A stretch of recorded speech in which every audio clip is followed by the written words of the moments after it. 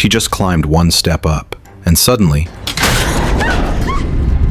luckily she reacted fast enough. The accident just now scared Becky stiff on the spot, unable to move at all. She wanted to give up, but Hunter above kept shaking the ladder, urging her to catch up quickly. The two were tied to the same rope, so if Hunter didn't stop, she couldn't stop either. This was a 600-meter-high abandoned signal tower, where loose screws and a long, unrepaired iron frame told them it was dangerous. But Becky and Hunter insisted on challenging the limit, as there was no protection at the top, and the wind got stronger the higher they went. She turned around trembling, grabbing the ladder beside her with one hand, shaking it to test if it was firm. After confirming it was safe, she stepped on it nervously. Hunter appeared bold and relaxed, comforting Becky. The more she was told not to look down, the more curious she became. But just one glance made her legs go weak. Hunter was an experienced rock climber. The more dangerous the environment, the more excited she became. But she didn't notice at all that when she shook the ladder earlier, a loose screw had fallen off. The ladder of this abandoned signal tower became increasingly unstable.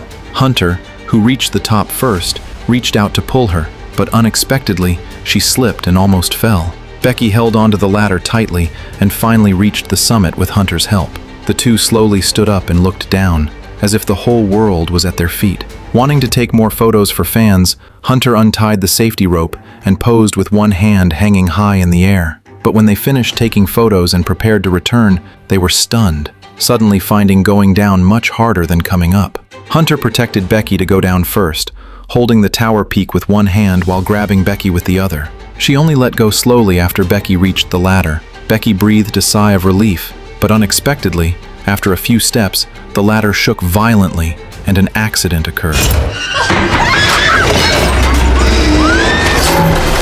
At the critical moment, Hunter reacted with lightning speed, wrapping the other end of the rope around the peak and bracing her feet against it, pulling Becky up with all her might. Becky managed to stabilize her body and moved up bit by bit. However, the platform space was narrow, and Hunter had no stable footing. The next second her foot slipped, and Becky, who had just moved up a bit, fell again. Fortunately, Hunter immediately braced her feet, avoiding a tragedy. This accident also terrified Hunter, so she pulled Becky more cautiously afterward. Becky didn't dare to make big moves either, climbing up extremely carefully. Before long, she grabbed the ladder that was only 1 meter long and climbed up with all her might. With Hunter's full assistance, she returned to the peak again. In just a few minutes, she had hovered on the edge of death, and she sat down gasping for breath, unable to calm her emotions for a long time. Although the situation was becoming more and more difficult, the luck of escaping death made them laugh out loud. They never expected this would be their last time laughing. After the brief excitement, they eventually had to face a cruel reality. Now that the only ladder was completely broken, how could they return to the ground 600 meters below? Even more desperate was that when Becky slipped, the backpack containing food and water had fallen below. Becky could only try to call for help, but there was no cell signal at all at 600 meters high. If they couldn't contact the outside world, there was only one ending for them: being trapped and dying here. After calming down, Hunter thought of a way. The peak was too high for a signal, but the signal would get stronger further down. She first edited a distress message and pressed the send button, then used the safety rope to lower the phone slowly. As long as it caught a signal, they would hear the success tone. But the rope was limited in length, and they never heard the tone. To lower the phone even further, Hunter climbed onto the 1 meter broken ladder. She grabbed the ladder with her left hand, hanging her body in the air, while her other hand pulled the rope to stretch the phone down as much as possible. But even after doing this, the message still failed to send. Seeing her strength about to run out, Hunter had to give up helplessly. Just when she was in despair, Becky suddenly thought that since there was a signal on the ground, they could just throw the phone down, as long as it didn't break. Hunter thought this was feasible, took off a shoe, and put the phone inside. To protect the phone, she even took off her underwear and stuffed it into the shoe as a cushion. After confirming the phone wouldn't shake, she threw it directly from the signal tower. At this moment, all they could do was wait patiently. However, after waiting for a long time, there was still no news. Hunter used binoculars to check the situation below the tower. She was surprised to find someone moving below. But at a distance of 600 meters, even if they shouted their lungs out, the people below couldn't hear them. Seeing the shouts couldn't reach the ground, Becky immediately took off her shoe and threw it down, trying to make some noise. The man was indeed startled by the falling shoe, but he still didn't notice the two on the tower. After all, who would have thought someone would climb a 600-meter-high abandoned signal tower? So after finding the shoe, the man threw it aside without even looking. Becky and Hunter could only watch the man leave. Watching the man walk away, Becky quickly took out the flare gun to fire. Hunter quickly stopped her, saying it was daytime and the flare wouldn't be seen even if fired. Then Hunter discovered a camper van ahead through the binoculars, so they decided to wait until sunset to fire the flare gun. Finally, they survived until dark. Seeing the other party was about to leave, Becky quickly fired the flare gun, but it jammed at that moment. As the flare gun fired, the sky was instantly lit up. The man by the van also discovered them. Hunter excitedly turned on the phone's flashlight, waving and shouting loudly. Sure enough, the other party also saw them on the peak. However, just as they were immersed in joy, the other party actually left directly. Not only did they not save them, but they also stole their car. In the end, the two survived another night in desperate pain. By this time, they had been trapped on the tower for more than 10 hours, hungry and thirsty, with their strength exhausted. They had to replenish water as soon as possible if they waited any longer. Both their eyes fell on the backpack below. But after several attempts, the rope could never reach the backpack. Hunter decided to go down and retrieve the backpack herself. Although this was extremely dangerous, they had no other choice. Hunter tied the rope firmly to the peak and then climbed down the platform without hesitation. Even though she was mentally prepared, her body was extremely weak, and an accident happened as soon as she let go of the ladder. Fortunately, Hunter practiced climbing frequently, otherwise anyone else would have fallen to their death. After stabilizing her body, she grabbed the rope and moved down bit by bit. Even with Hunter's great skills, the 600-meter height was still a huge challenge. With a strong will to survive, she finally moved near the backpack. But things didn't go as planned, as she couldn't reach the backpack even though it was so close. Even by swinging her body hard, she was still a short distance away.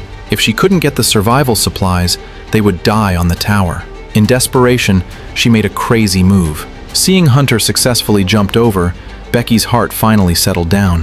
Hunter stabilized herself and looked down, stunned on the spot. The ladder below had all broken and disappeared. Now their way of self-rescue was completely blocked, and their situation became even more desperate. Ignoring the frustration, Hunter unzipped the backpack and took several large gulps of water. Becky watched with envy. After recovering some strength, Hunter began trying to climb back to the top, but the rope was a bit too short. A bold thought flashed through her mind. She took out the telescopic selfie stick from the backpack, hung the backpack on it first, and wanted to hang both on the rope together. To get closer, she stood directly on the deformed steel pipe, using the stick to reach for the rope. Not only did she not reach it, but she also almost pulled herself down. The backpack had some weight, so she had to rest for a while after a few attempts. Just as she was about to run out of strength, she finally found the right moment to hang the backpack on the rope. The next step was the most critical. She stared at the backpack, slowly crouched down, and then jumped vigorously. Hunter grabbed the backpack firmly, but she couldn't relax at all. She was still in danger of falling at any time. Becky hurriedly grabbed the rope and pulled up with all her might. Hunter also climbed vigorously on the rope at the same time. Before long, Hunter climbed below the platform. As long as she grabbed the ladder beside her, she could return to the top safely. At this moment, an accident happened again. Hunter's foot slipped, and she fell directly. Everything happened too suddenly, and Becky was terrified and helpless. Seeing no movement at the other end of the rope, she cautiously peeked out from the peak. Fortunately, Hunter had grabbed the backpack tightly when she fell, but her hands were already bloody from the friction, and she had no strength to climb further. Next, it was up to Becky to rescue her. Becky pulled hard and used her last bit of strength to pull Hunter back to the peak. Becky, who hadn't drunk a drop of water for 2 days and nights, didn't bother to check Hunter's injuries. She hurriedly opened the backpack, took out the water, and drank desperately. But as time went on, the meager supplies were completely exhausted. In this moment of ultimate despair, Becky still wanted to make one last struggle. But she never expected to learn a hair-raising truth from Hunter's words.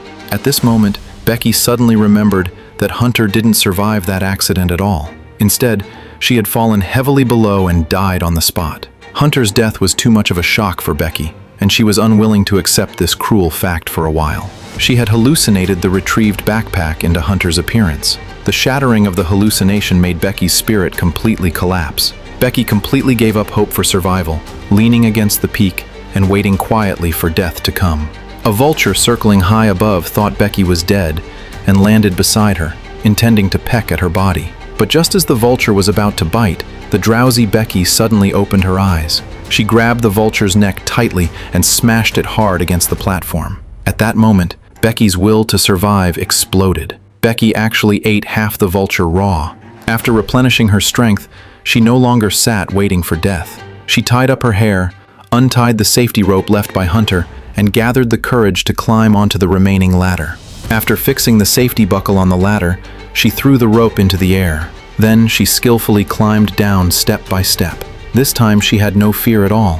When the rope reached its full length, she unbuckled the safety catch without hesitation and jumped. She landed beside Hunter's body. Hunter's body was already emitting a rotting smell, but she had no time for grief. This place couldn't bear the weight of two people, and she had to hurry. She quickly took out the phone with only a few bars of battery left and sent a distress message to her father. Then she put the phone into Hunter's other shoe. She was afraid the phone would break like last time, so she directly pulled open Hunter's wound and stuffed the shoe into her abdomen. Then she pushed the person and the shoe off the 600-meter tower together. This time, with Hunter's body as a cushion, the message would definitely be sent successfully. But just then, the satellite dish suddenly tilted, and Becky almost fell off. She instinctively shrank back, but there was no way out behind her. She could only curl up on the wobbling dish, waiting desperately for a miracle to happen.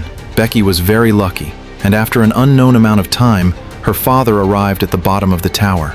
Looking at Hunter's body under the tower, he was filled with many emotions. The ending of the movie was indeed a bit regretful, but this regret makes us realize that life is never a gamble of adventure. Those seemingly exciting attempts may hide fatal dangers behind them. Just like the tower they climbed, it seemed like a challenge, but it was actually a disregard for life. Respect life and act within your capabilities. That is the best responsibility for yourself and your family.